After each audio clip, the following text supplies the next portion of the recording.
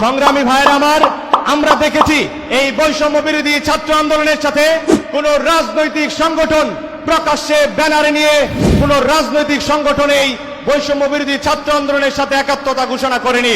কিন্তু আমরা দেখেছি, আমরা এই আন্দোলনের শুরু থেকেই পীর সাহেব চরমোনাই, শায়েখে চরমোনাইয়ের দূরদর্শী নেতৃত্ব আমরা দেখেছি। তাদের বলিষ্ঠ কণ্ঠস্বরের মাধ্যমে তারা এই আন্দোলনের শুরু থেকে শেষ পর্যন্ত এই আন্দোলনের সাথে ছিল।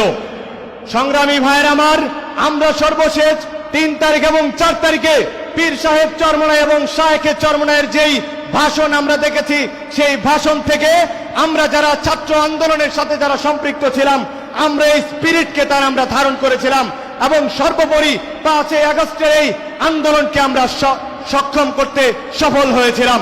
সুপ্রিয় ভাইয়ের আমার, আমরা বিশ্বাস করি এদেশের যতগুলো সংগঠন আছে এর মধ্যে ইসলামী আন্দোলন বাংলাদেশ নিজেদেরকে মানব জীবনকে ইসলামকে প্রতিষ্ঠিত করতে চায় এবং সমাজের সর্বস্তরে দিনকে বাস্তবায়ন করতে চায়।